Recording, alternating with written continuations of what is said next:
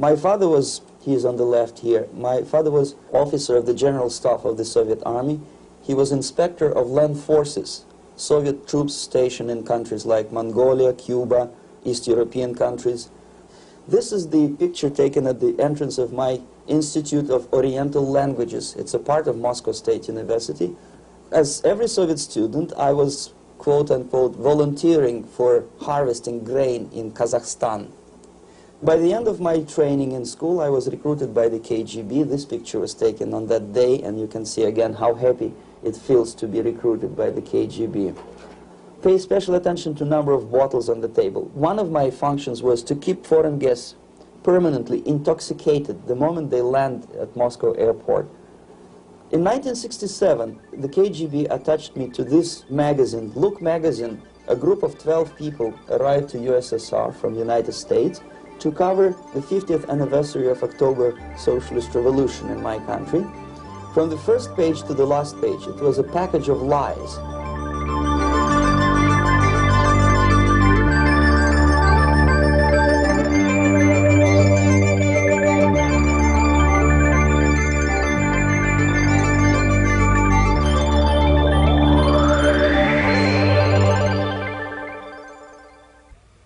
Our conversation is with Mr. Yuri Alexandrovich Bezmenov. Mr. Bezmenov was born in 1939 in a suburb of Moscow. He was the son of a high-ranking Soviet Army officer. He was educated in the elite schools inside the Soviet Union and became an expert in Indian culture and Indian languages. He had an outstanding career with Novosti, which was the, and still is, I should say, the press arm or the press agency of the Soviet Union. It turns out that this is also a front for the KGB. One of his interesting assignments was to brainwash foreign diplomats when they visited Moscow. And he'll tell us a little bit about how they did this and how they planted information which eventually wound up in the press of the free world. He escaped to the West in 1970 after becoming totally disgusted with the Soviet system, and he did this at great risk to his life. He certainly is one of the world's outstanding experts on the subject of Soviet propaganda and disinformation and active measures. Mr. Bezmenov, I'd like to begin by having you tell us a little bit about some of your childhood memories. Well, the most vivid memory of my childhood was Second World War, or to be more precise, the end of the Second World War, when all of a sudden United States, from a friendly nation, which helped us to defeat Nazism, turned overnight into a deadly enemy. And it was very shocking because all newspapers were trying to present an image of belligerent, aggressive American imperialism. Most of the things that we were taught is that United States is aggressive power, which is just about to invade our beautiful, free, socialist country, that American CIA is dropping Colorado beetles on our beautiful potato fields to eliminate our crops, and each schoolboy had a picture of Colorado bug on the back page of his notebook, and we were instructed to go into collective fields to search for those little Colorado bugs. Of course we couldn't find any, neither we could find many potatoes, and that was explained again by the encroachments of the decadent imperialist power. The anti-American paranoia, hysteria in the Soviet propaganda was to such of such a higher degree that many less skeptical people or less stubborn would really believe that the United States is just about to invade our beautiful motherland, and some secretly hope that it will come true. That's interesting. Yes. Well, getting back to life inside the Soviet Union or inside communist countries in general, in this country, at the university level primarily, we read and hear that the Soviet system is different from ours, but not that different, and that there is a convergence developing between all of the systems of the world, and that really it doesn't make an awful lot of difference what system you live under, because you have corruption and dishonesty and tyranny and all that sort of thing. From your personal experience, what is the difference between life under communism and life in the United States? Well, life is obviously very much different for simple reason that the Soviet Union is a state capitalist economically. It's a state capitalism where an individual has absolutely no rights, no value. His life is nothing. It's just like an insect. He is disposable. Whereby in the United States, even the worst criminal is treated as a human being. He has a fair trial, and some of them capitalize on their crimes. They publish their memoirs in their prisons and get handsomely paid by your crazy publishers. The differences, of course, in the daily life are very various, depending on whom we are talking about. In my own private life, I never suffered from communism simply because I was brought up in a family of high-ranking military officer. Most of the doors were open for me. Most of my expenses were paid by the government, and I never had any troubles with the authorities or with the police. So, in other words, I would say I enjoyed, or I had good reasons to enjoy, all the advantages of so-called socialist system. Mm-hmm. My main motivations to defect had nothing to do with affluence. It was mainly moral indignation, moral protest, rebellion against the inhuman methods of the Soviet system. Well, specifically, what did you object to? I objected, first of all, against oppression of my own dissidents and intellectuals. And that was the most disgusting thing that I witnessed as a young man, young student, who was brought up at a very troublesome period in our history, from Stalin to Khrushchev, from total tyranny and oppression to some kind of liberalization. Second, when I started working for the Soviet embassy in India, to my horror, I discovered that we are millions times more oppressive than any colonial or imperialist power in the history of mankind. That my country brings to India not freedom, progress, and friendship between the nations, but racism, exploitation, and slavery, and of course economical inefficiency to this country. Since I fell in love with India, I developed something which by KGB standards is extremely dangerous thing. It's called split loyalty, when an agent likes a country of assignment more than his own country. I literally fell in love with this beautiful country, a country of great contrasts, but also great humility, great tolerance, and philosophical and intellectual freedoms. My ancestors used to live in caves and eat raw meat when India was a highly civilized nation 6,000 years ago. So obviously the choice was not to the advantage of my own nation. I decided to defect and to entirely dissociate myself from that brutal regime. Mr. Bezmenov, we've read a lot about the concentration camps and the slave labor camps under the Stalin regime. Now the general impression in America is that those things are part of the past. Are they still going on today, or what is the status? Yes. There is no qualitative change in the Soviet concentration camp system. There are changes in numbers of prisoners. Again, this is unreliable Soviet statistics. We don't know how many political prisoners are there in the Soviet concentration camps.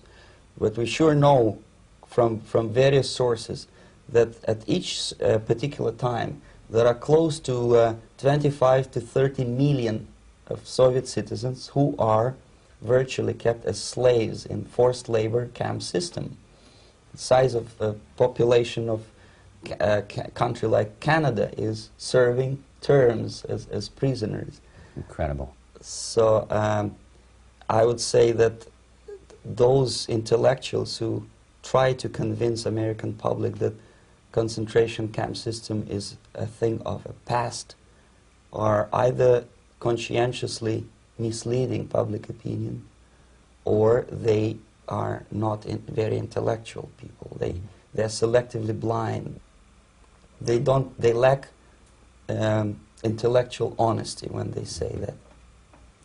Well, we've spoken about the intellectuals in this country and also the intellectuals in the Soviet Union. What about down at the broad mass level?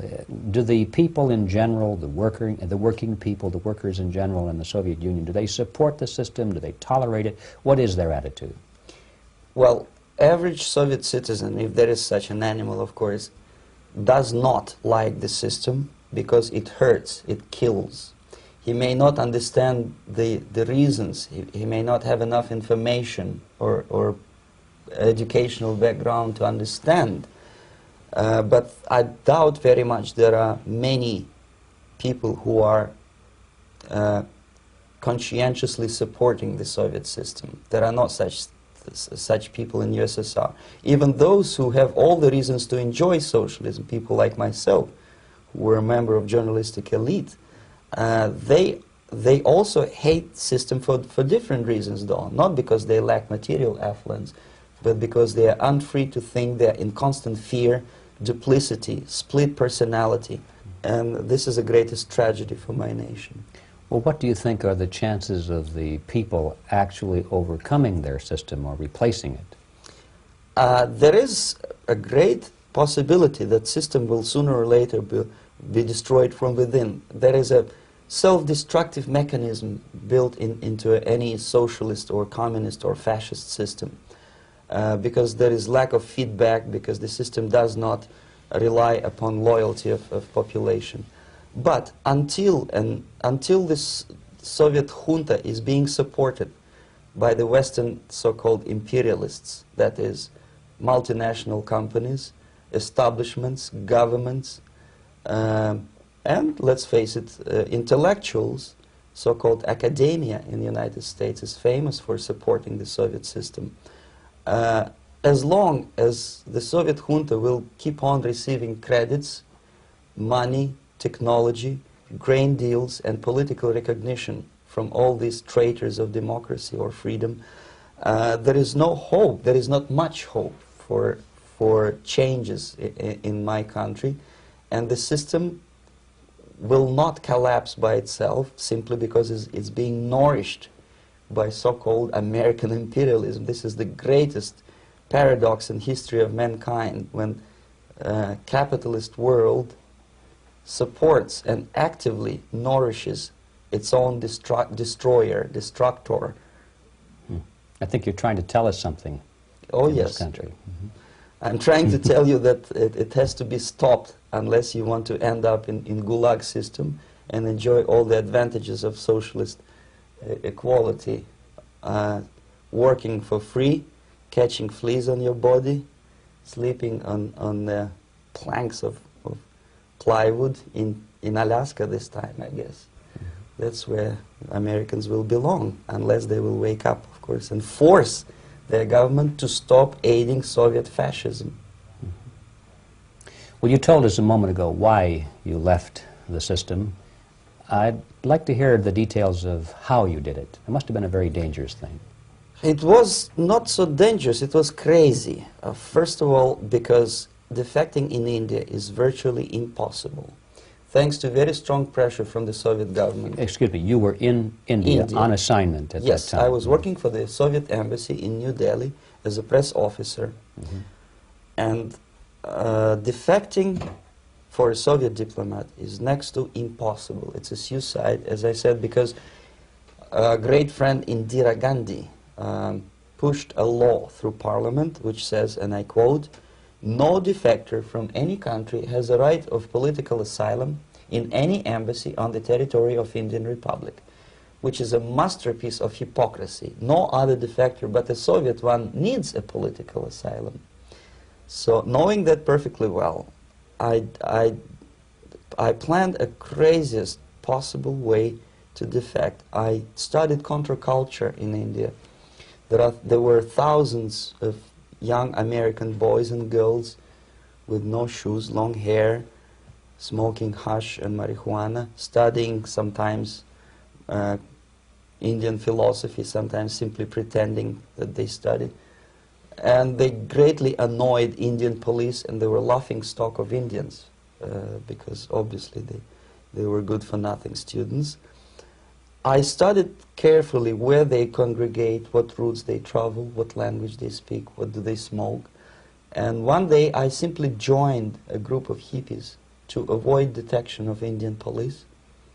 I was dressed as a typical hippie with blue jeans, long camise shirts with all kind of nice decorations like beads, long hairs, I bought a wig because for several weeks I had to turn myself from a conservative Soviet diplomat into a very progressive American hippie. And that was the only way that I could avoid detection. It was very interesting experience, but it was necessary because from my own knowledge as a member of Soviet embassy staff, I knew that there were many cases when Soviet defectors were betrayed by Indian police, and also some Western embassies played a very dirty role in betraying the Soviet defectors. According to our information, they were some, I wouldn't call them double agents, but simply immoral people working for this for the United States embassy, and confiding in people like this would be a suicide. So I had to be extremely careful. I could not trust anyone, and that was the reason for such a crazy way to defect. Well, had you been caught in the act of trying to get out, what would have happened to you? Oh, most likely I would end up in concentration camp, or depending on the situation and on the whim of some bureaucrat in KGB, maybe even executed. This is normal practice, quietly, of course, not publicly. But that would be the end of my defection, of course. Well, when did you finally make it to the United States? In 1970, after about 6 months of debriefing in Athens by the CIA, and I presume FBI too, they let me go first to Germany, then to Canada. That was my decision. I had to change my identity to protect my family and my friends in USSR.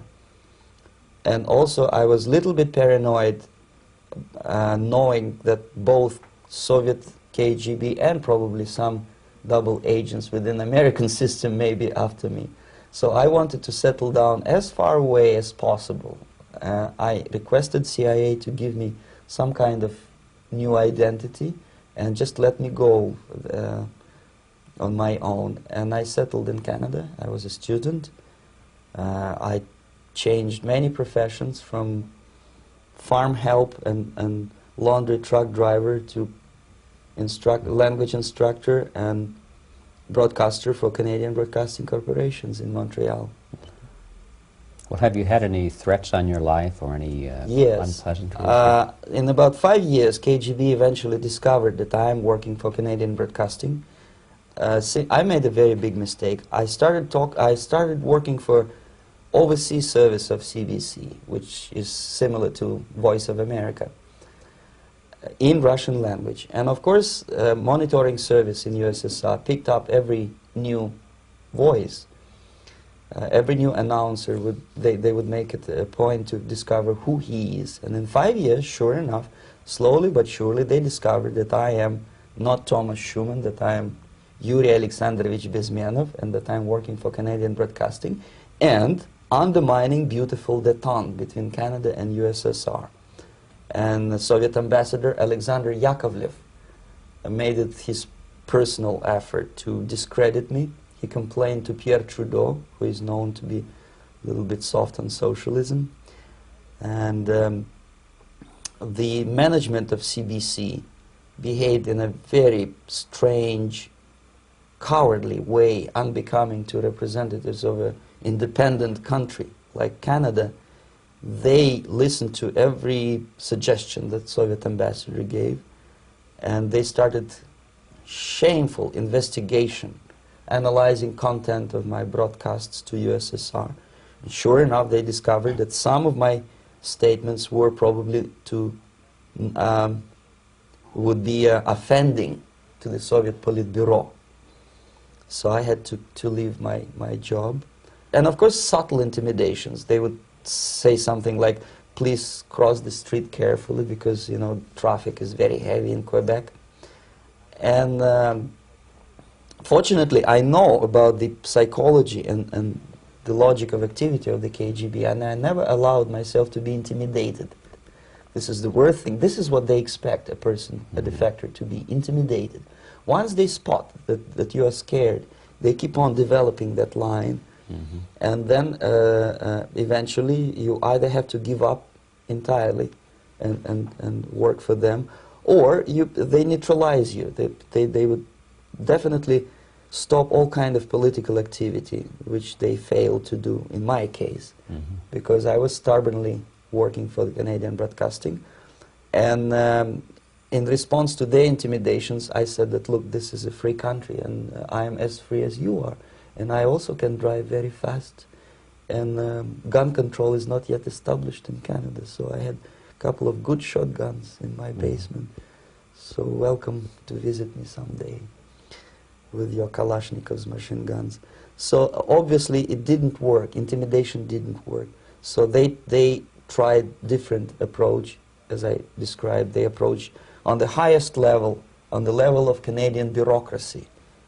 And on that level they were successful. On that level they were successful. On individual level they failed flat.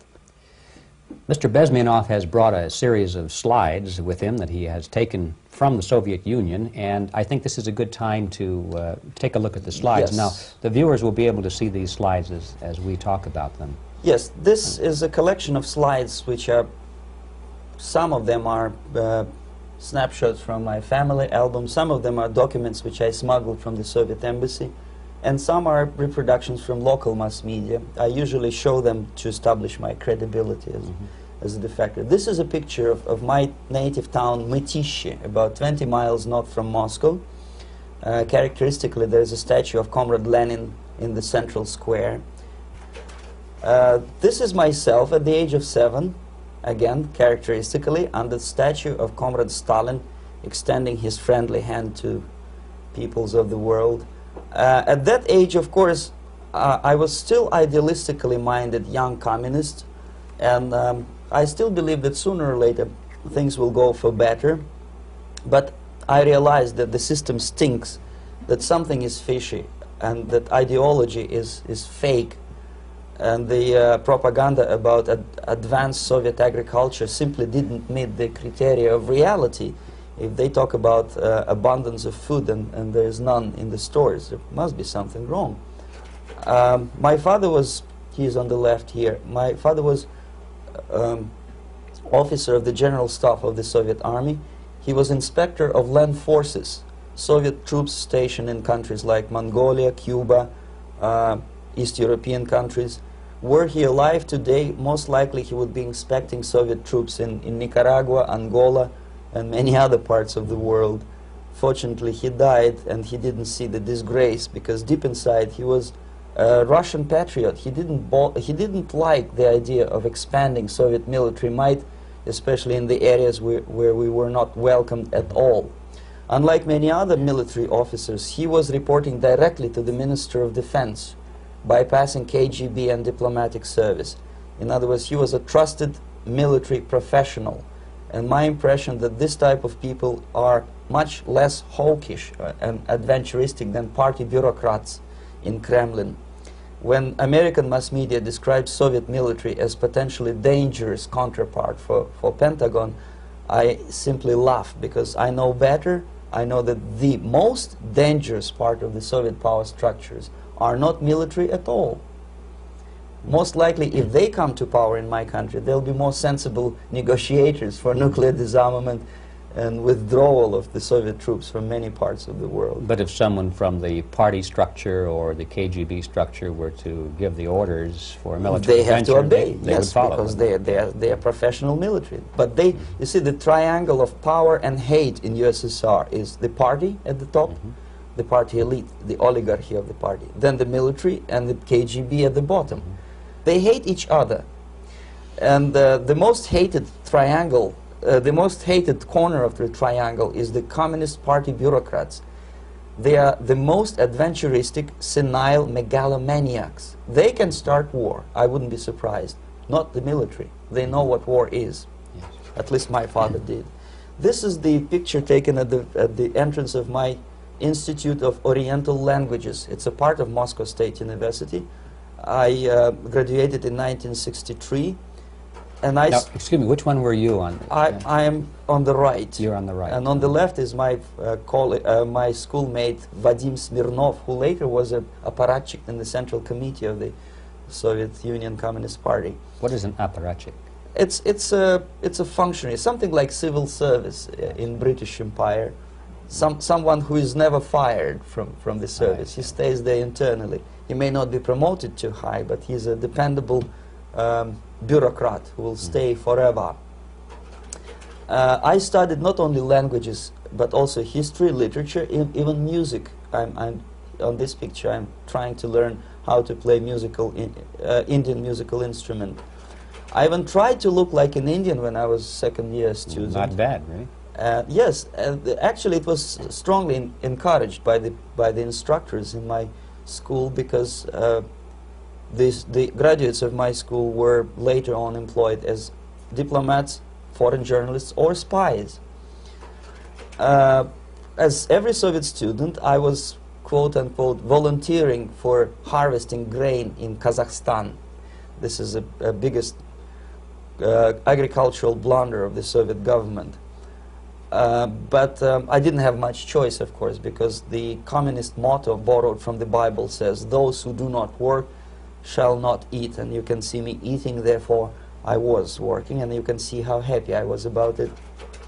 I went through a very extensive physical and military training, including the military games in areas, suburban areas of Moscow. And here, for example, we are on a tour in Arkhangelsk area. And by the end of my training in school, I was recruited by the KGB. This picture was taken on that day, and you can see again how happy it feels to be recruited by the KGB.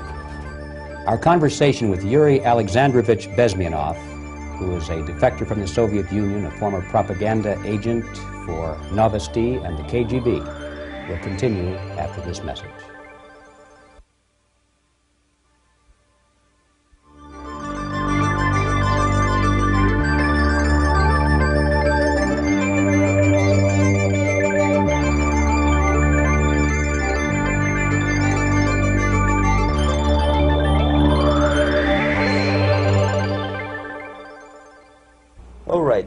As every student in USSR, I went through very extensive physical and military training and civil defense training too. Unlike in the United States, where civil defense is virtually non-existent, zero. In USSR, every student, whatever his major subject, has to go through very extensive 4-year military and civil defense training. You can see me here with a group of students during one of the war games near Moscow. The main idea, of course, is to prepare a huge reserve army of the USSR. Each student has to graduate as a junior lieutenant. In my case, it was administrative and military intelligence service. My first assignment was to India as a translator with the Soviet Economical Aid Group, building refinery complexes in Bihar state and Gujarat state. At that time, I was still naively, idealistically believing that what I was doing contributes to the understanding and cooperation between the nations. It took me quite a number of years to realize that what we were bringing to India was a new type of colonialism, 1,000 times more oppressive and exploitative than any colonialism or imperialism in history of mankind. But at that time I was still hoping that, well, maybe it's not that bad, could be worse, and things may go for better. And I even tried to implement the beautiful Marxist motto, proletarians of all the countries unite. I tried to unite with a nice Indian girl, and I was fascinated by Indian culture, by the family life in this country. But obviously Communist Party had different plans for my genes, so I had to marry this beautiful Russian girl. In the span of my career, I married 3 times. Most of these marriages were marriages of convenience, on advice from the Department of Personnel. This is normal practice in USSR. When a Soviet citizen is assigned to a foreign job, he has to be married, either to keep family in USSR as hostages, or, if it's a convenience marriage like mine, so that the husband and wife are virtually informers on each other to prevent defection or contamination by decadent imperialist or capitalist ideas. In my case, I hated that girl so much that the moment I landed in Moscow, we were divorced, and I married later, second time. By the end of my first assignment in India, I was promoted to the position of public relation officer. You can see me here translating a speech by a Soviet boss. And you're on the right. I'm on the right here, yes. And it was, the occasion was commissioning of the refinery complex in Bihar, Barauni. Back in Moscow, I was immediately recruited by Novosti Press Agency, which is a propaganda and ideological subversion front for the KGB. 75% of the members of the Novosti are commissioned officers of the KGB. The other 25 are, like myself, co-opted agents who are assigned to specific operations. In this particular case, you can see me talking to students of Lumumba Friendship University in Moscow. This is a huge school under the direct control of the KGB and Central Committee, where future leaders of the so-called national liberation movements are being educated and selected carefully. And some of them have absolutely, this, for example, is a group of students from Lumumba. They don't look like students at all. They look more like military, and that's exactly what they were. They were dispatched back to their countries to be leaders of the so-called national liberation movements, or to be translated into normal human language, leaders of international terrorist groups. Another area of activity when I was working for the Novosti was to accompany groups of so-called progressive intellectuals, writers, journalists, publishers, teachers, professors of colleges. You can see me here in Kremlin. I'm second on the left, with a group of Pakistani and Indian intellectuals. Most of them pretended they don't understand that we are actually working on behalf of the Soviet government and the KGB. They pretended that they are actually being guests, VIP intellectuals, that they are treated according to their merits and their intellectual abilities. For us, they were just a bunch of political prostitutes to be taken advantage for various propaganda operations. Therefore, you can see perfectly well the senior colleague of mine on the left doesn't really have that much respect on his face, and myself with a very skeptical smile, typical KGB sarcastic smile, anticipating another victim of ideological brainwashing.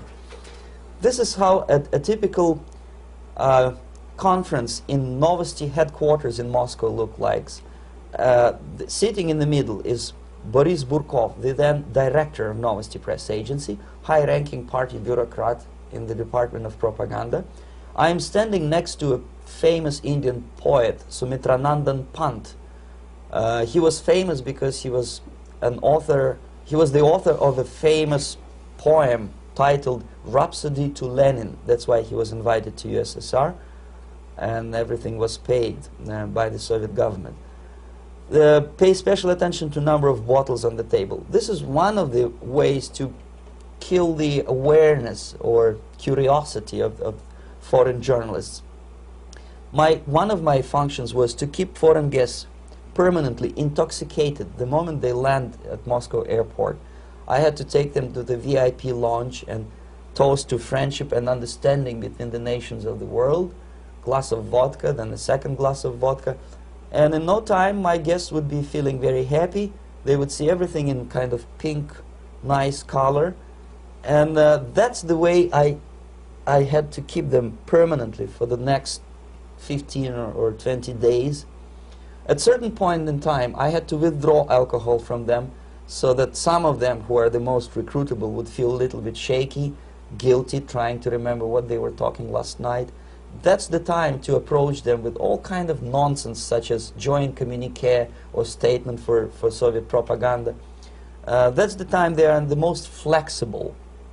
And of course, what they didn't understand, they didn't realize or pretended not to realize, that myself, who was drinking together with them, was not drinking at all. I had ways to get rid of alcohol through various techniques, including special pills which were given to me by my colleagues. But they were taking it seriously. In other words, they would consume quite large volumes of alcohol and feel quite uneasy next morning.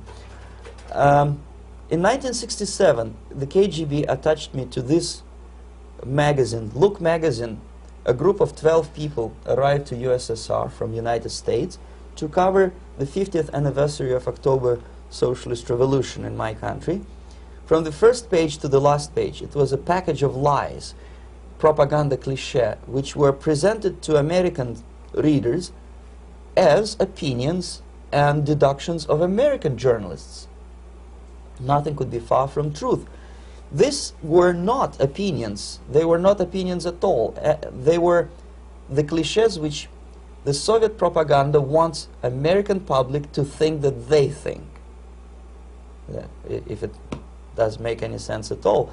It sure does, because from the viewpoint of the Soviet propaganda, although there are some subtle criticism of the Soviet system, the basic message is that Russia today is a nice, functioning, efficient system supported by majority of population. That's the biggest lie. And of course, American intellectuals and journalists from Look magazine elaborated on that untruth in various different ways. They intellectualized that lie. They found all kinds of justifications for telling lies to American public.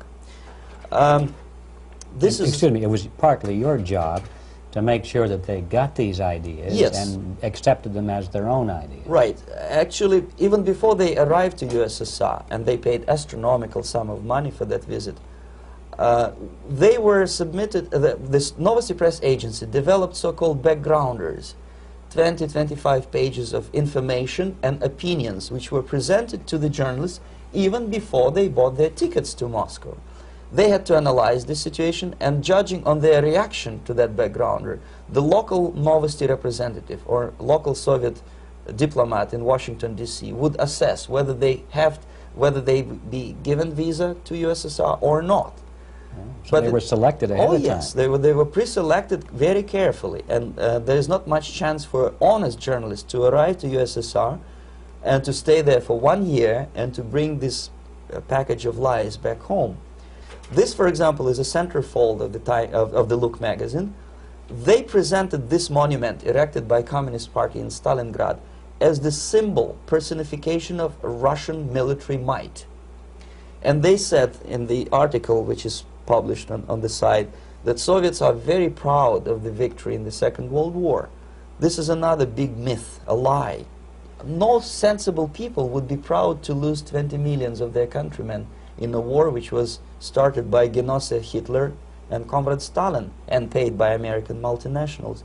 Most of the Soviet citizens look at this type of monuments with disgust and sorrow, because every family lost father, brother, sister, or child in the Second World War. Yet American journalists who were trying to appease, to please their hosts, presented this picture on the centerfold as the symbol and personification of Soviet national, they call it Russian national spirit. And it was greatest misconception and a very tragic misunderstanding. Of course, Look magazine was not distributed in USSR. The main audience was in the United States. But I presume that many Americans, millions of Americans who were reading Look magazine at that time, had absolutely wrong idea about the sentiments of my nation, about what the Soviets are proud of and what they hate. This is a group, you see the same lady with the sword in Stalingrad. This is the group of journalists. Myself is in the center with the same devilish smile. And Mr. Philip Harrington is on the extreme left there with his camera. This is the gentleman which was so deaf or so uninterested in what I had to say to him. This is the same picture, a blow-up of the same picture. Many guests from various countries, in this particular case from Asia and Africa, were taken by me as a Novosti Press agency employee for a tour across Siberia, for example. We would show them typical kindergarten, you see, nothing special by American standards, just nice children sitting, eating their breakfast or lunch. What they could not understand, or they pretended not to understand, that this is an exemplary kindergarten. This is not the kindergarten for average person or average family in USSR. And we maintain that illusion in their minds. You can see myself under the red spot in the middle there, with the same business-like expression. I'm doing my job. That's what I'm assigned to do, and that's what I was paid to do. But deep inside, I still hope that at least some of these useful idiots would understand that what they are looking at has nothing to do with the level of affluence in my nation. This is a better picture which reflects the true spirit of the Soviet childhood. This picture was printed in a Canadian government publication by mistake. In the middle you can see children playing on a small courtyard, and the caption goes, "This is a typical kindergarten in Siberia." What these idiots didn't understand, that it is not kindergarten at all. It is a prison for children of political prisoners. But there was not a single mentioning that what they were visiting actually was an area of concentration camps. And the job of people like myself to help them to not to notice that they are actually talking to prisoners. Most of the children were dressed, especially on the occasion of the foreigners' visit. Of course, there were no corpses on the ground. There were no machine gun guards. And well, it looks not very pleasant, as you see. It looks dull, but obviously it does not create an impression that this is actually a prison. Well, did any of the journalists have the curiosity to ask about prisons and that kind of thing? Yes. They were in Siberia. Yes. This is what you associate. Yes, some of them asked questions, and naturally we would give them, for the stupid question, we give them stupid answer. No, there are no prisons in Siberia. No, most of the people who you see are free citizens of USSR. They are very happy to be here, and they are contributing to the glory of the socialist system. Some of them pretended that they believe what I was telling them, and most of them, we may discuss it later, what are the motivations of these people? Why would they stubbornly bring lies to their own population through their own mass media? I have various answers to this. There is not a single explanation. It's a complex of explanations. It's fear, pure biological fear. They understand that they are on the territory of an enemy state, a police state. And just to save their rotten skins and their miserable jobs, their affluence back home, they would prefer to tell a lie than to ask truthful questions and report truthful information. Second, most of these schmucks were afraid to lose their jobs, because obviously if you tell truth about my country, you will not last long as a correspondent of New York Times or Los Angeles Times. They will fire you. What kind of correspondent are you? You obviously cannot find common language with Russians if they kick you out in 24 hours. So just by trying to be conformists to their own editorial bosses, they tried not to offend the sentiments of the Soviet administrators and people like myself. Deep inside, I hope they would insult my or offend my sentiments. Obviously, they preferred not to. Another reason, I refuse to believe it, but obviously there is another reason. Obviously, it's a greed. These people earn a lot of money. When they come back to USA, they claim that they are experts in my country. They write books which sells in million copies, titled like Russians, The Truth About Russia. Most of it is lie about Russia. Yet they claim to be Sovietologists. They play back myth about my country, the propaganda cliches. Yet they stubbornly resist the word of truth. If a person like Solzhenitsyn is either defecting or kicked out of USSR, they try all their best to discredit him and to discourage him. I don't have much chance to appear on national network with a true story about my country. But a useful idiot like Hendrik Smith or Robert Kaiser, they are big heroes. They come back from USSR, they say, oh, we were talking to dissidents in Russia. Big deal. Soviet dissidents are chasing American correspondents in the streets, and they are cowardly escaping from these contacts.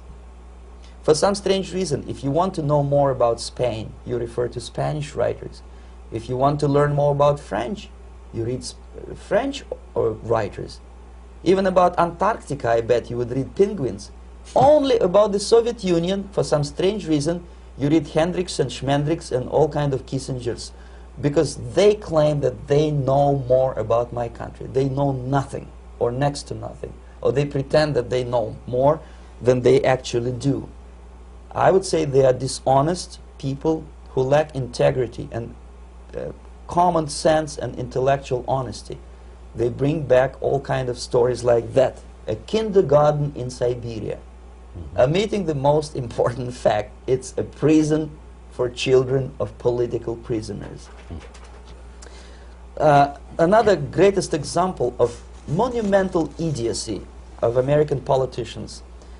Edward Kennedy was in Moscow, and he thought that he is a popular, charismatic American politician who is easygoing, who can smile, dance at the wedding in Russian Palace of Marriages.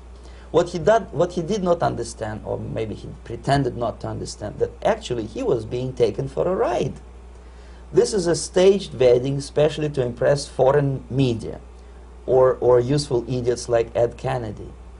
Most of the guests there, they had security clearance, and they were instructed what to say to foreigners. This is exactly what I was doing. You can see me in the same damn wedding palace in Moscow where Ed Kennedy was dancing here. You see, smiling. He thinks he's very smart. From the viewpoint of Russian citizens who observe this idiocy, he's narrow-minded, egocentrical idiot who tries to earn his own popularity through participation in propaganda farces like this. Here you can see myself. On the right, again, exemplary Soviet bride.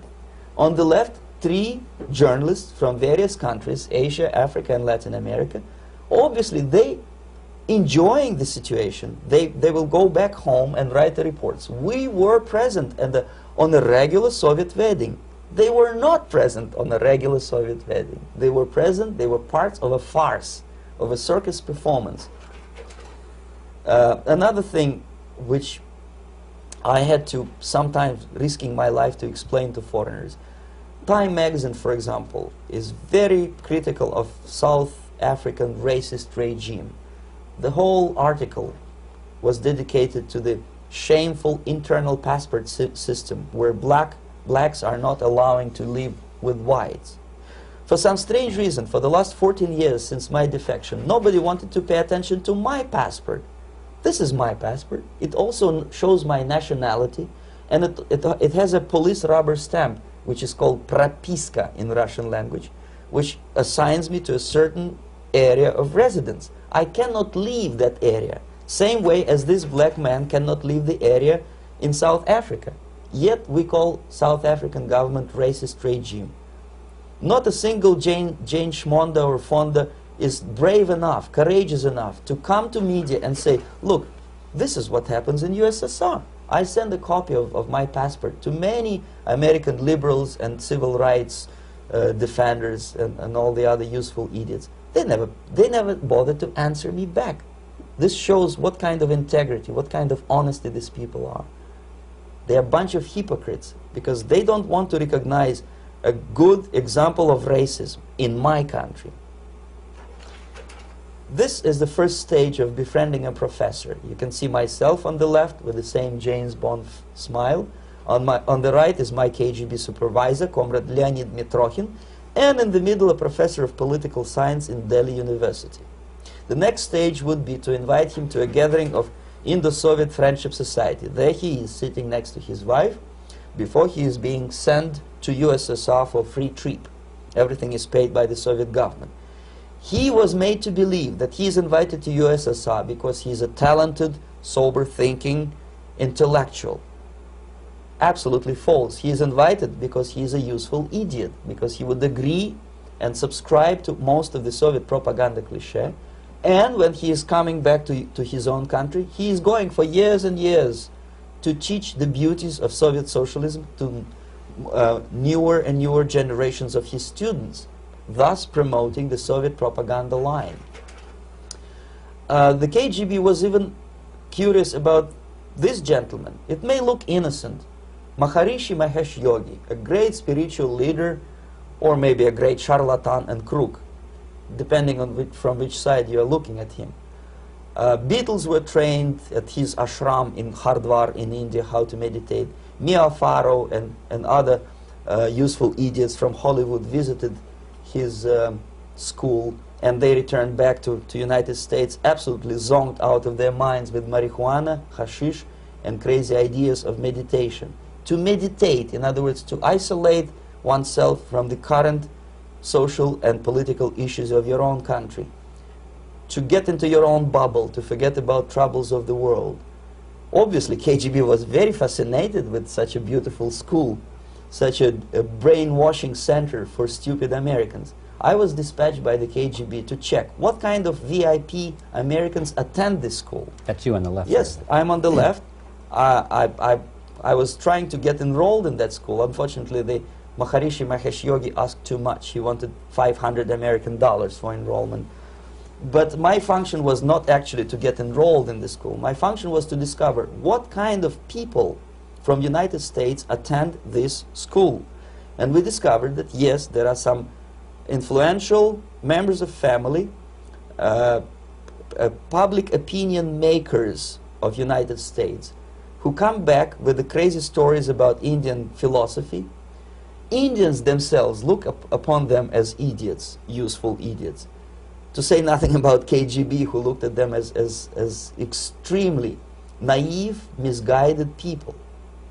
Obviously, a VIP, say a wife of a congressman, or a prominent Hollywood personality, after being trained in that school, is much more instrumental in the hands of manipulators of public opinion and KGB than a normal person who understands, who looks through this type of fake religious training. Why would they be more susceptible to manipulation? I just mentioned that because, you see, a person who is too much involved in introspective meditation.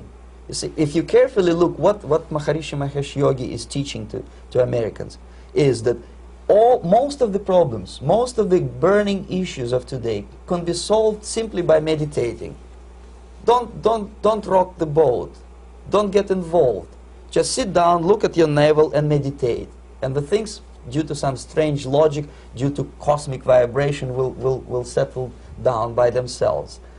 This is exactly what the KGB and Marxist-Leninist propaganda wants from Americans, to distract their opinion, attention, and mental energy from real issues of the United States into a non-issues, into a non-world, non-existent harmony. Obviously, it's more beneficial for the Soviet aggressors to have a bunch of duped Americans than Americans who are self-conscious, healthy, physically fit, and alert to the reality. Maharishi Mahesh Yogi obviously is not on the payroll of the KGB. But whether he knows it or not, he contributes greatly to demoralization of American society. And he's not the only one. There are hundreds of those gurus who come to your country to capitalize on naivete and stupidity of Americans. It's a fashion. It's a fashion to meditate. It's a fashion not to be involved. So obviously, you can see that if KGB were that curious, if they paid my trip to Hardwar, if they assigned me to that strange job, obviously they were very much fascinated. They were convinced that that type of brainwashing is very efficient and instrumental in demoralization of the United States. Our conversation with Yuri Alexandrovich Bezmenov, who is a defector from the Soviet Union, a former propaganda agent for Novosti and the KGB, will continue after this message.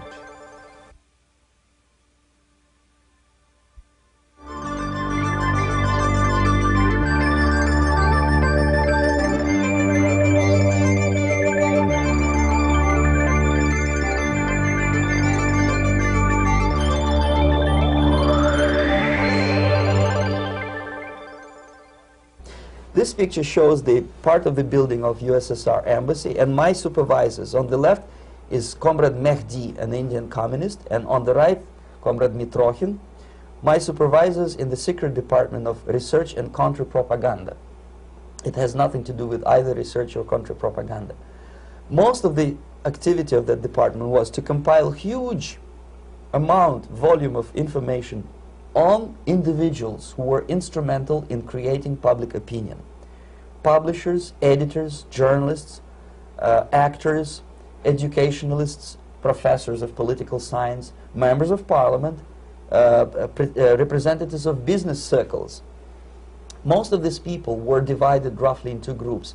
Those who would toe the Soviet foreign policy, they would be promoted to the positions of power through media and public opinion manipulation. Those who refused the Soviet influence in their own country would be character assassinated or executed physically come revolution. Same way as in the small town of Hue in South Vietnam, several thousands of Vietnamese were executed in one night when the city was captured by Viet Cong for only 2 days. And American CIA could never figure out how could possibly communists know each individual, where he lives, where to get him, and would be arrested in one night, basically in some 4 hours before dawn, put on a van, taken out of the city limits and shot. The answer is very simple. Long before communists occupied the city, there was extensive network of informers, local Vietnamese citizens, who knew absolutely everything about people who are instrumental in public opinion, including barbers and taxi drivers. Everyone who was sympathetic to the United States was executed. Same thing was done under the guidance of the Soviet embassy in Hanoi, and same thing I was doing in New Delhi. To my horror, I discovered that in the files where people were doomed to execution, there were names of pro-Soviet journalists with whom I was personally friendly. Pro-Soviet? Yes. They were idealistically minded leftists who made several visits to USSR, and yet the KGB decided that come revolution or drastic changes in political structure of India, they will have to go. Why is that? Because they know too much. Simply because, you see, the useful idiots, the leftists who are idealistically believing in the beauty of Soviet socialist or communist or whatever system, when they get disillusioned, they become the worst enemies. That's why my KGB instructors specifically made a point, never bother with leftists. Forget about these political prostitutes. Aim higher. This was my instruction. Try to get into large circulation, established conservative media. Rich, filthy rich movie makers, intellectuals, so-called academic circles. Cynical, egocentric people who can look into your eyes with angelic expression and tell you a lie. These are the most recruitable people, people who lack moral principles, who are either too greedy or too suffer from self-importance. They feel that they matter a lot. These are the people who KGB wanted very much to recruit. But to eliminate the others, to execute the others, don't they serve some purpose? Wouldn't they be the ones they rely on? They serve purpose only at the stage of destabilization of a nation. For example, your leftists in United States, all these professors and all these beautiful civil rights defenders, they are instrumental in the process of the subversion only to destabilize the nation. When their job is completed, they are not needed anymore. They know too much.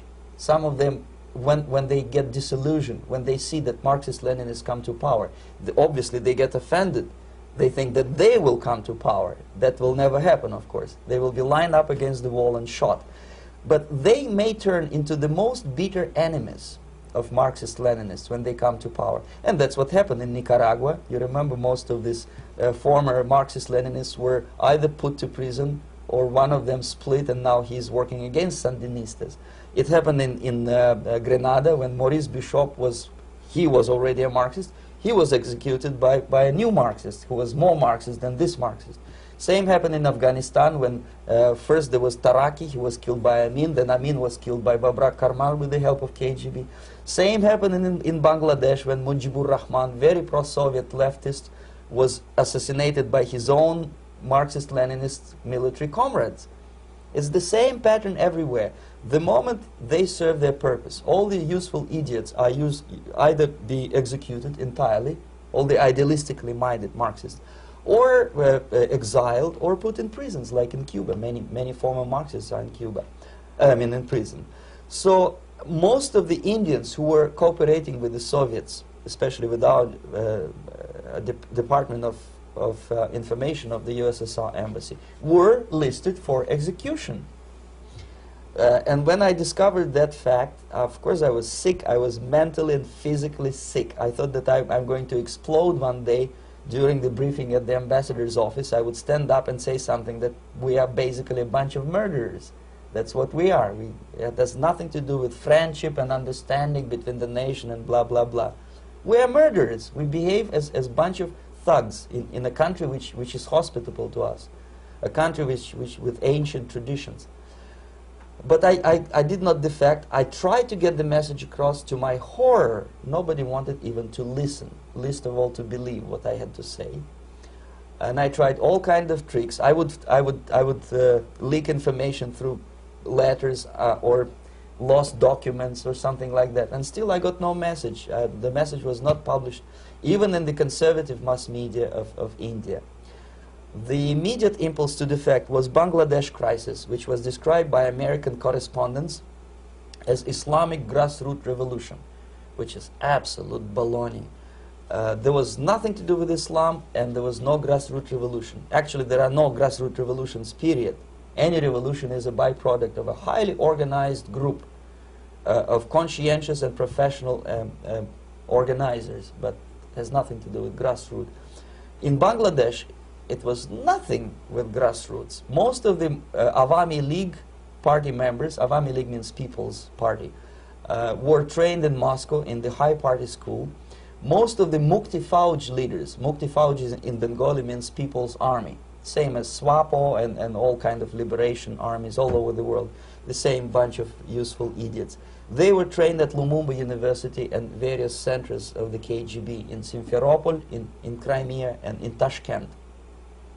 So when I saw that Indian territory is being used as a jumping board to destroy East Pakistan, I saw myself thousands of so-called students traveling through India to East Pakistan, through the territory of India, and Indian government pretended not to see what's going on. They knew perfectly well, the Indian police knew it, the intelligence department of the Indian government knew it, the KGB of course knew it, and the CIA knew it.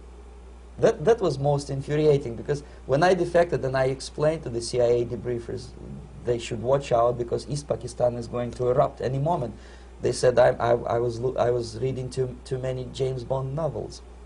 Anyway, so East Pakistan was doomed.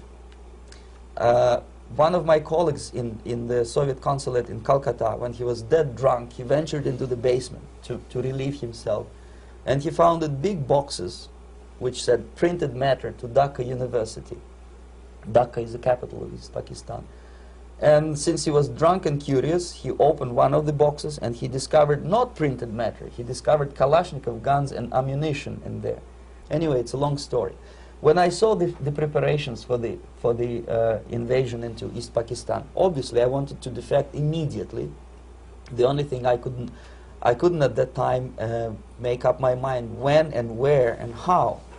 One of the reasons, of course, you see, I was in love with India. I mentioned that before. I spoke the languages. I socialized with people. And I understood that I had to act fast unless I want this beautiful country to be permanently and irreparably damaged by our presence. One of the reasons not to defect was, as you can see, I was living in relative affluence. Who the hell in a normal mind would defect and do what? To be abused by your media, to be called McCarthyist and fascist and paranoid, or to drive a taxi in New York City? What for? What the hell for should I defect? To be abused by Americans, to be insulted in exchange for my effort to bring the truthful information about impending danger of subversion. As you can see, I was living in quite a comfortable conditions next to swimming pool, where Indians were not allowed, by the way. I was highly paid expert in propaganda. I had my family. I was respected by my nation. My career was cloudless. The third reason, how to defect with the family. To defect with the baby and the wife would be virtual suicide, because according to law, that hypocritical law which I quoted before, the Indian police will have to hand me over back to the KGB, and that will be the end of my defection and probably my life. Again, I cannot smuggle my wife because she was not quite sure what I was doing. She was not that idealistically involved, and she was definitely not in the total picture of what I was doing for the KGB. She would be shocked if I you know, put her in my van and drive her to the American embassy or elsewhere. That would be a greatest danger. So again, I had to defect in such a way that my defection would look as simple disappearance. And there were many cases like that when the Soviet agents simply disappeared, either killed in action or, thanks to their curiosity and their close contacts with radicals, some of them were killed by the Marxists, by the way. It happened in many African countries when the Soviet KGB were killed by Africans themselves. Not because they hated Marxism-Leninism, but because they were simply trigger-happy bunch of unruly characters. If you give them a machine gun, they will shoot. And some of the Soviets obviously were not careful enough to protect themselves, and they got into embarrassing situations when they were shot at the crossfire between factions of so-called liberation movements. Anyway, so I decided, as I said, to study the counterculture. I decided this probably would be the best way to disappear. I socialized with characters like this. On the left, you see, he's a barefoot American hippie. It took me quite a long time to study exactly what they were doing and how to mix with them. But eventually I did it. Most of Indian newspapers carried my picture and promise of 2,000 rupees for information about my whereabouts. But they were looking for the wrong person, because they obviously tried to stop a young Soviet diplomat in white shirt and tie, and this is how I looked at the time of defection. Nobody could possibly think that a Soviet diplomat would be as crazy as to join a bunch of hippies. That's you. Yes, travel India and smoke hash. So I made it literally almost like a Hollywood-style detective story. From under the nose of the KGB in Bombay airport, I landed the plane and I flew to Greece, where I was debriefed by the CIA. That's basically that's all for my slides. We can turn off the projector, then. That's very interesting. Well, you spoke several times before about ideological subversion. That is a phrase that I'm afraid some Americans don't fully understand. When the Soviets use the phrase ideological subversion, what do they mean by it? Ideological subversion is the process which is legitimate, overt, and open. You can see it with your own eyes. All you have to do, all American mass media has to do, is to unplug their bananas from their ears, open up their eyes, and they can see it. There is no mystery. There is nothing to do with espionage. I know that espionage intelligence gathering looks more romantic. It sells more deodorants through the advertising, probably. That's why your Hollywood producers are so crazy about James Bond type of thrillers. But in reality, the main emphasis of the KGB is not in the area of intelligence at all. According to my opinion and opinion of many defectors of my caliber, only about 15% of time, money, and manpower is spent on espionage as such. The other 85% is a slow process which we call either ideological subversion or active measures, активные мероприятия in the language of the KGB, or psychological warfare. What it basically means is to change the perception of reality of every American to such an extent that despite of the abundance of information, no one is able to come to sensible conclusions in the interests of defending themselves, their families, their community, and their country. It's a great brainwashing process which goes very slow, and it's divided in 4 basic stages.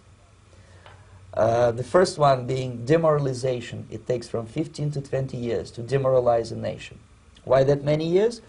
Because this is the minimum number of years which requires to educate 1 generation of students in the country of your enemy, exposed to the ideology of the enemy. In other words, Marxism-Leninism ideology is being pumped into the soft heads of at least 3 generations of American students without being challenged or counterbalanced by the basic values of Americanism, American patriotism. The result you can see. Most of the people who graduated in the 60s, dropouts or half-baked intellectuals, are now occupying the positions of power in the government, civil service, business, mass media, educational system. You are stuck with them. You cannot get rid of them. They are contaminated. They are programmed to think and react to certain stimuli in a certain pattern. You cannot change their mind, even if you expose them to authentic information, even if you prove that white is white and black is black. You still cannot change the basic perception and the logic of behavior. In other words, these people, the process of demoralization is complete and irreversible. To get rid society of these people, you need another 20 or 15 years to educate a new generation of patriotically minded and common sense people who would be acting in favor and in the interests of United States society. And yet these people who've been programmed and, as you say, in place and Yes. who are favorable to an opening with the Soviet concept, these are the very people who would be marked for extermination in this country? Most of them, yes. Simply because the psychological shock when they will see in future what the beautiful society of equality and social justice means in practice, obviously they will revolt. They will be very unhappy, frustrated people. And the Marxist-Leninist regime does not tolerate these people. Obviously they will join the links of dissenters, dissidents. Unlike in present United States, there will be no place for dissent in future Marxist-Leninist America. Here you can get popular like Daniel Ellsberg and filthy rich like Jane Fonda for being dissident, for criticizing your Pentagon. In future, these people will be simply squashed like cockroaches.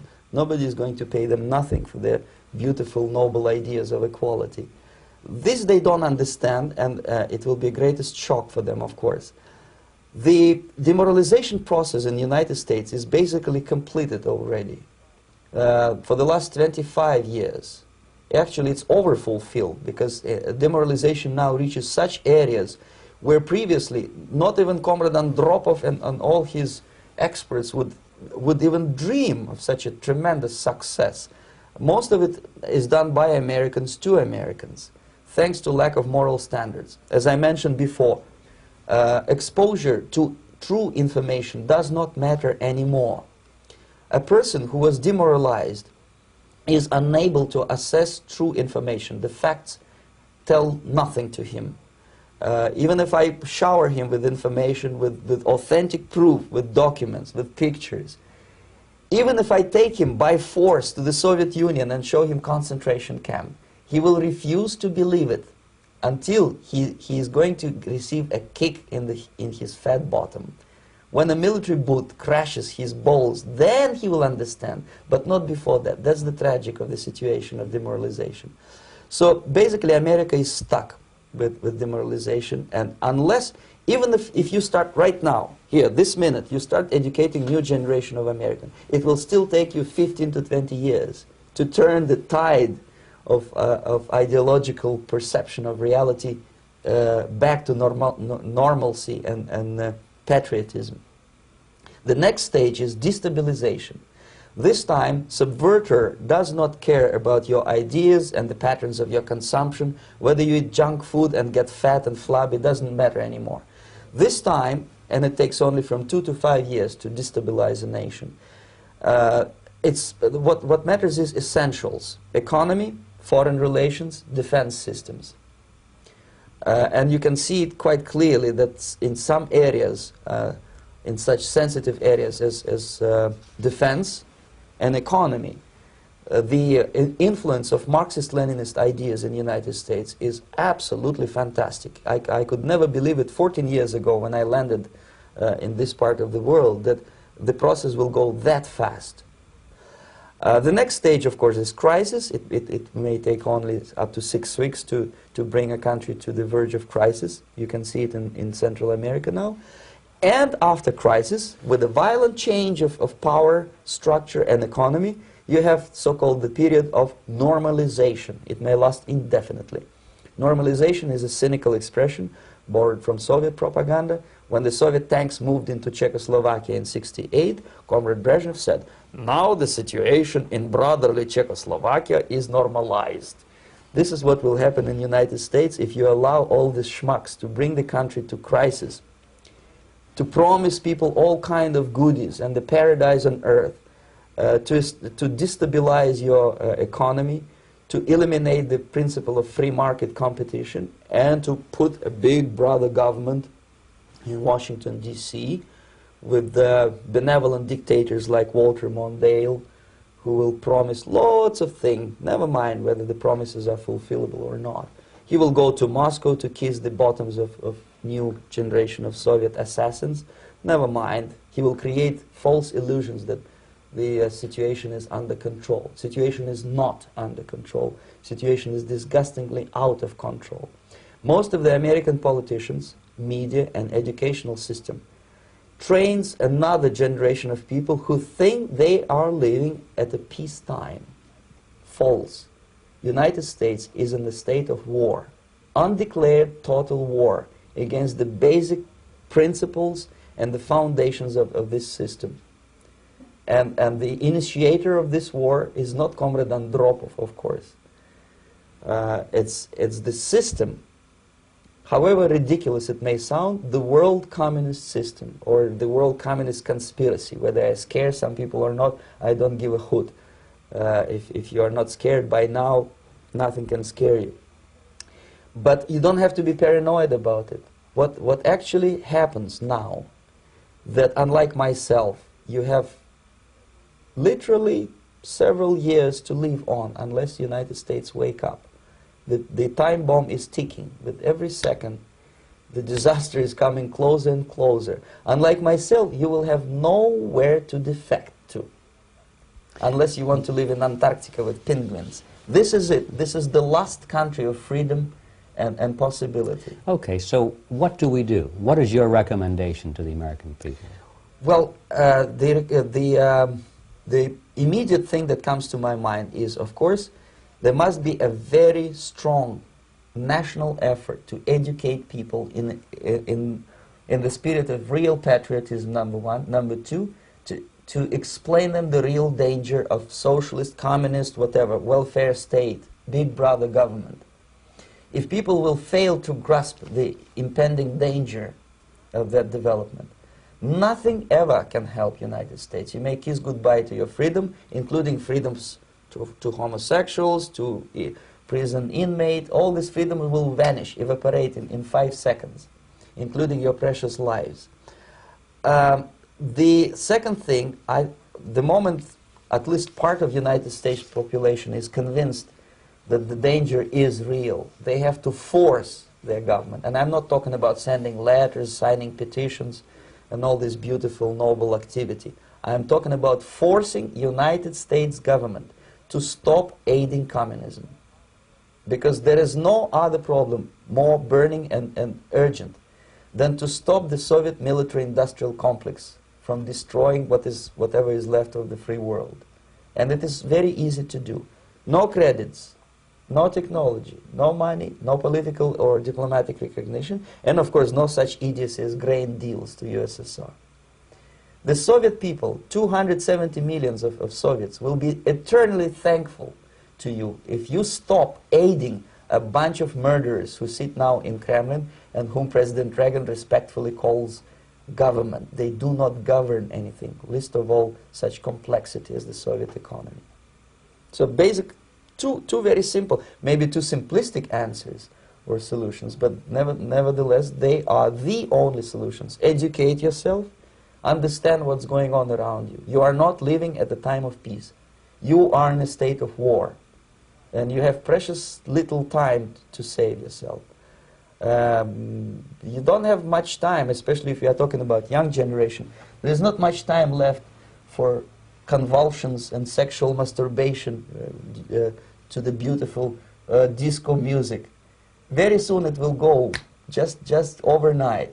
If we are talking about capitalists or wealthy businessmen, I think they are selling the rope on which they will hang very soon. If they don't stop, if they cannot curb their unsettled desire for profit, and if they keep on trading with the monster of the Soviet communism, they are going to hang very soon. And they will pray to be killed, but unfortunately they will be sent to Alaska probably to manage industry of slaves. It's simplistic. I know it sounds unpleasant. I know Americans don't like to listen to things which are unpleasant. But I have defected not to tell you the stories about such idiocy as microfilm, James Bond type espionage. This is garbage. You don't need any espionage anymore. I have come to talk about survival. It's a question of survival of this system. You may ask me, what is it in for me? Survival, obviously, because unlike, as I said, I am now in your boat. If we sing together, we'll sing beautifully together. There is no other place on this planet to defect to.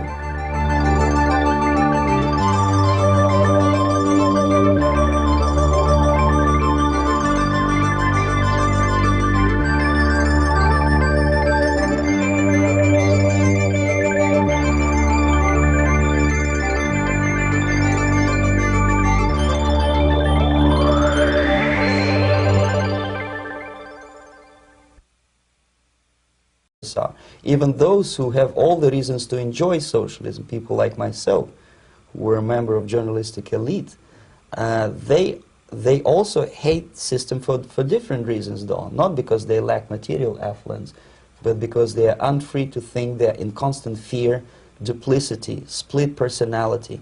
And this is the greatest tragedy for my nation. Well, what do you think are the chances of the people actually overcoming their system or replacing it? There is a great possibility that system will sooner or later be destroyed from within. There is a self-destructive mechanism built into any socialist or communist or fascist system because there is lack of feedback, because the system does not rely upon loyalty of population. But until this Soviet junta is being supported by the Western so-called imperialists, that is, multinational companies, establishments, governments, and let's face it, intellectuals, so-called academia in the United States is famous for supporting the Soviet system. As long as the Soviet junta will keep on receiving credits, money, technology, grain deals, and political recognition from all these traitors of democracy or freedom, there is no hope, there is not much hope for changes in my country, and the system will not collapse by itself simply because it's being nourished by so-called American imperialism. This is the greatest paradox in history of mankind, when capitalist world supports and actively nourishes its own destroyer, destructor. I think you're trying to tell us something. Oh, in yes. This country. Mm-hmm. I'm trying to tell you that it has to be stopped unless you want to end up in Gulag system and enjoy all the advantages of socialist equality. Working for free, catching fleas on your body, sleeping on the planks of plywood in Alaska this time, I guess. That's where Americans will belong, unless they will wake up, of course, and force their government to stop aiding Soviet fascism. Well, you told us a moment ago why. 6,000 years ago. So obviously the choice was not to the advantage of my own nation. I decided to defect and to entirely dissociate myself from that brutal regime. Mr. Bezmenov, we've read a lot about the concentration camps and the slave labor camps under the Stalin regime. Now the general impression in America is that those things are part of the past. Are they still going on today, or what is the status? Yes. There is no qualitative change in the Soviet concentration camp system. There are changes in numbers of prisoners. Again, this is unreliable Soviet statistics. We don't know how many political prisoners are there in the Soviet concentration camps. But we sure know from various sources that at each particular time there are close to 25 to 30 million of Soviet citizens who are virtually kept as slaves in forced labor camp system. The size of the population of a country like Canada is serving terms as prisoners. Incredible. So I would say that those intellectuals who try to convince American public that concentration camp system is a thing of a past are either conscientiously misleading public opinion, or they are not very intellectual people. They're selectively blind. They lack intellectual honesty when they say that. Well, we've spoken about the intellectuals in this country and also the intellectuals in the Soviet Union. What about down at the broad mass level? Do the people in general, the working people, the workers in general in the Soviet Union, do they support the system? Do they tolerate it? What is their attitude? Well, average Soviet citizen, if there is such an animal, of course, does not like the system because it hurts, it kills. He may not understand the reasons. He may not have enough information or educational background to understand. But I doubt very much there are many people who are conscientiously supporting the Soviet system. There are not such people in USSR. Mr. Bezmenov, I'd like to begin by having you tell us a little bit about some of your childhood memories. Well, the most vivid memory of my childhood was Second World War, or to be more precise, the end of the Second World War, when all of a sudden United States, from a friendly nation, which helped us to defeat Nazism, turned overnight into a deadly enemy.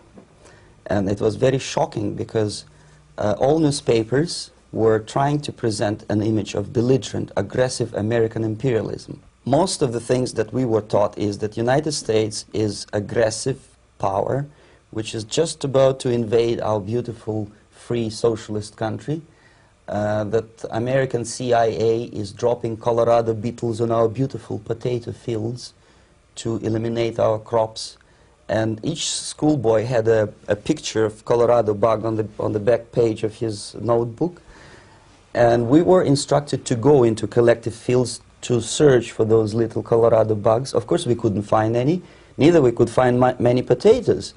And that was explained again by the encroachments of the decadent imperialist power. The anti-American paranoia, hysteria in the Soviet propaganda was to of such a higher degree that many less skeptical people or less stubborn would really believe that the United States is just about to invade our beautiful motherland, and some secretly hope that it will come true. That's interesting. Yes.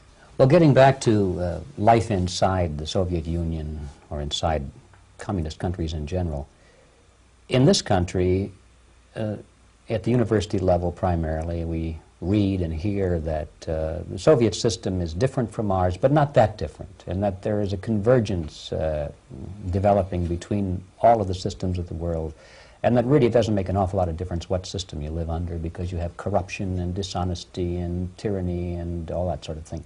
From your personal experience, what is the difference between life under communism and life in the United States?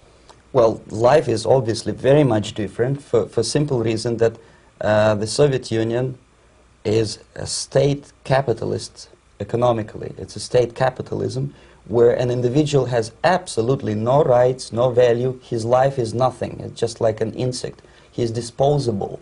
Whereby in the United States, even my father was, he is on the left here, my father was officer of the General Staff of the Soviet Army. He was inspector of land forces, Soviet troops stationed in countries like Mongolia, Cuba, East European countries. This is the picture taken at the entrance of my Institute of Oriental Languages. It's a part of Moscow State University. As every Soviet student, I was, quote-unquote, volunteering for harvesting grain in Kazakhstan.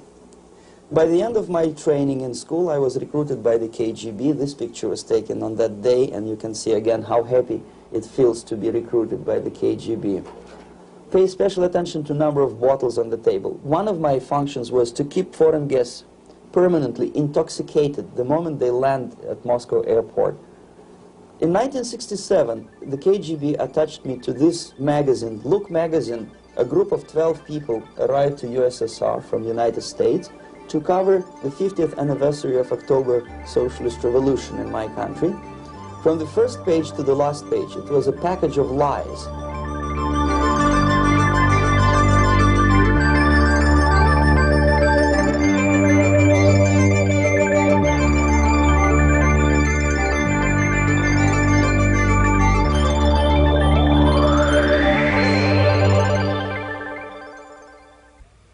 Our conversation is with Mr. Yuri Alexandrovich Bezmenov.